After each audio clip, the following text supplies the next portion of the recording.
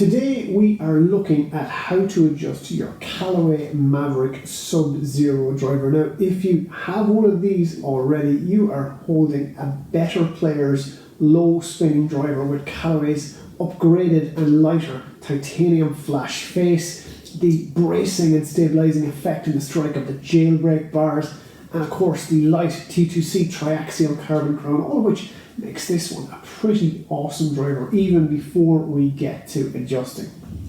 Now, looking at the underside of the head of this 450cc Mavrik Sub Zero driver, you will see there are two weight ports, one in the front and one in the back, with two interchangeable weights. One is heavy at 14 grams and one is light at 2 grams. So let's go ahead and have a play with these.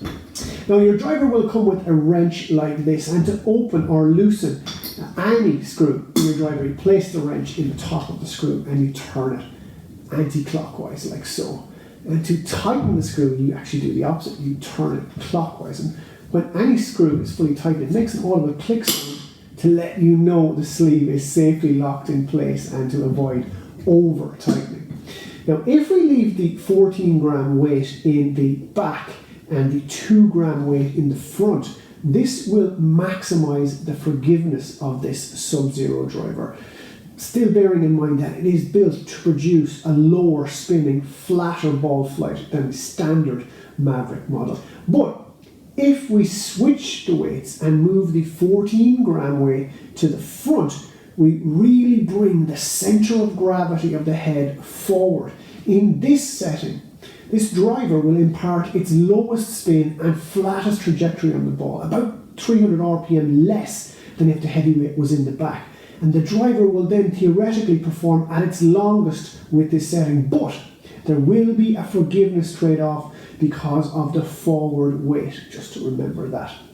Now, as well as those front and back weights, you also have lots of loft and lie adjustability with the Opti-Fit hosel here, which will influence shot shape. So let's have a look at how we can do that. Now, before we open the driver, let's have a quick look at the markings on the hosel, shall we? You'll see here that this is a 9-degree hosel, and below the number 9 there's a little hyphen or dash line, and at the very bottom there's another little hyphen line, and in between these you have a top and bottom cog with letters and numbers. Now, the factory or default setting is S for stated loft on the lower cog, in this case it's 9 degrees, and N for neutral on the upper cog. The golden rule really when adjusting the Opti-Fit hosel is to have these two little hyphen lines lined up at all times. So let's go ahead and open the shaft screw on this driver. Let's get it open here. I usually try to hold it in my thumb and forefinger to keep it nice and steady. Now, when fully opened, the head can be easily removed from the shaft, and you'll notice the top and bottom cogs can then turn independently of each other, and these indicate some of the different loft and lie options you can choose. You can add up to 2 degrees of loft, and you can go 1 degree lower. Then for each loft, you can choose an N for a neutral setting and a D for a draw setting. Now, the key to setting up the Opti-Fit hosel is to focus on finding your desired loft first. It's quite strange, but it's part of its ingenuity that S for stated loft and +1 degrees are marked on the bottom cog, and -1 and +2 degrees are marked on the top cog. So let's say I want to hit this driver a little higher and bring up the spin a little bit.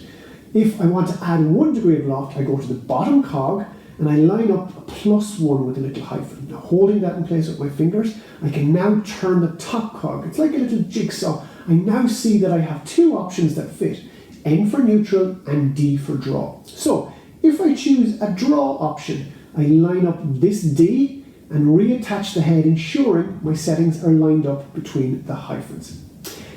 If I wanted to flight the ball a little lower and reduce spin a little, I can lower the loft by 1 degree.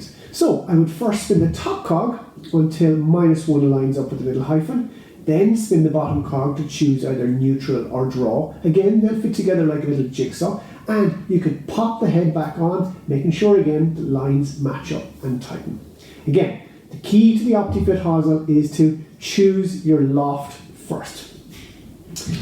So that is how to adjust your Mavrik Sub Zero driver, and it is worth your while having a little play with the different options on the range to dial in the one that suits you best. With the front and back weighting and the Opti-Fit hosel, you have the ability to tune in what is already a premium piece of engineering to the right setting for you. I'll save you the click sound. And it's very important to remember that you can adjust your driver on the range or any time before or after you're on, just not during it.